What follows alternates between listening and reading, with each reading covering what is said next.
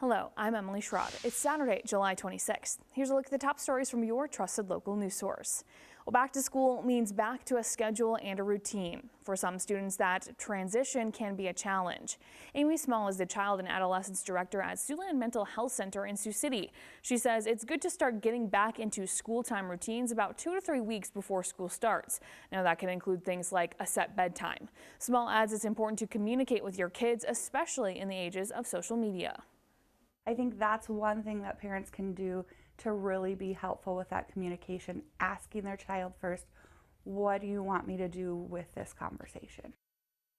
Small adds it's important kids know you as a parent are a safe space and can help your child, and that can help your child feel more comfortable when things get hard. A Waterloo business owner is suing the Trump administration again.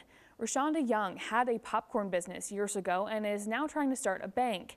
During Trump's first term, she sued, arguing the Consumer Financial Protection Bureau of delaying transparency regulations to help disadvantaged businesses.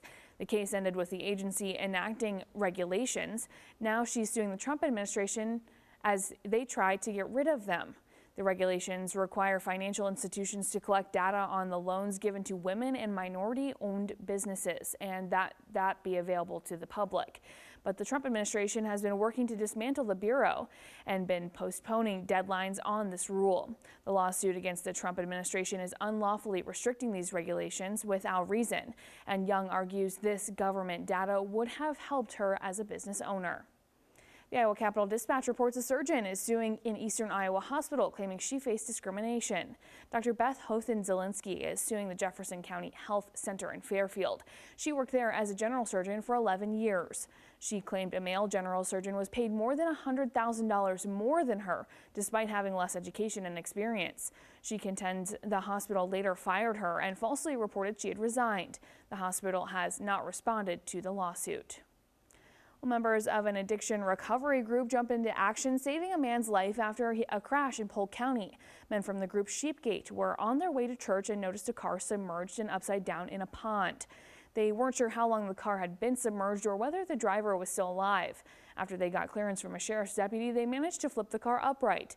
The driver was airlifted to a Des Moines hospital and is expected to survive. Leaders with the Sheepgate program say selfless acts like these are what they try to instill in members. I think addicts and alcoholics and people with pasts similar to ours, there's a stigma of hopeless. You know, they can't serve a purpose. They can't get quality employment. There's no future. They're bound to mess up again. But actually, there's life transformation happening here, and it just might be a Sheepgate student or graduate that saves your life. The Polk County Sheriff's Office is planning a ceremony to honor the men for their actions.